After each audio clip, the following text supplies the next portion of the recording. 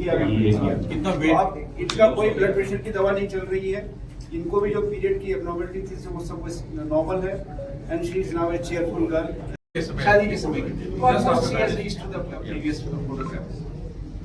ये दूसरे केस के बारे में मेरे कलीग, कोई टेक्नोलॉजी कलीग है सिटी में, उन्होंने मेरे पास में रेफर किया था कि ही इज, जैसे मैं पहले बता रहा था कि जीपीएस की तरह इसका यूज करते हैं।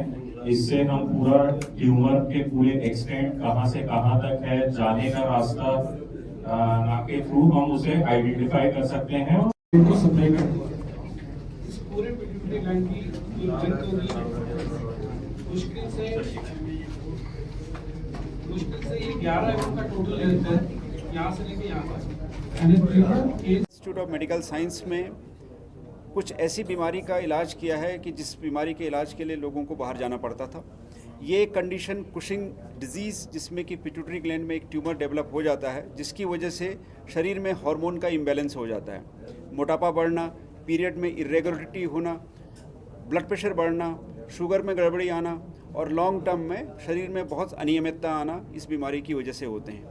हमारे पास में दोनों यंग एज की गर्ल्स थी, एक गर्ल का मैरिज हो चुका था और एक अभी छोटी हैं। दोनों लड़कियों में हमने जब इवैल्यूएशन किया तो उनको कुशिंग डिजीज़ डायग्नोज किया उनकी बीमारी की वजह से, और फाइनली हमने डिसाइड किया कि हम इस बीमारी का इलाज सर्जरी के द्वारा ही करना है, और उस सर्जरी में पिट्यूटरी ग्लैंड का सर्जरी करना है।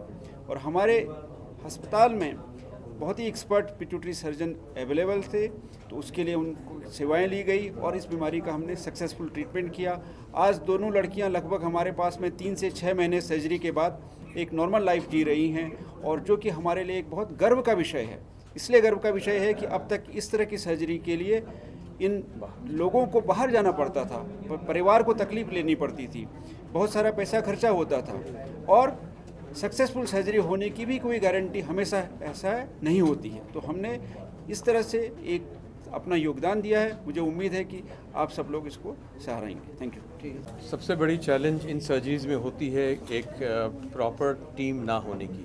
वो फॉर्चुनेटली इस चैलेंज को हम लोग ने मीट किया है, ओवरकम किया है इस हॉस्पिटल में। चैलेंज ये था कि डायग्नोसिस के बाद इस ट्यूमर तक पहुंच के उसको निकालना, ये सबसे बड़ा चैलेंज होता है। इसमें हमारी neuro surgery team, neuro anaesthesia team और न्यूरो क्रिटिकल केयर टीम का बहुत बड़ा रोल है, और इसमें endoscopy, neuro endoscopy and neuro navigation, ये दोनों के बिना ये चीज़ संभव नहीं था।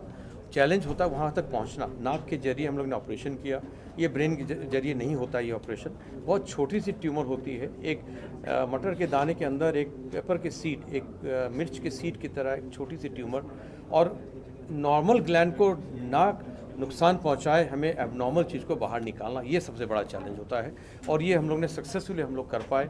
इसीलिए आज पेशेंट 3 से 6 महीने के बाद आज पेशेंट अपने नॉर्मल ज़िंदगी में, नॉर्मल लाइफ में अपनी फैमिली भी कंप्लीट कर सकती है, जो शादीशुदा महिला थी।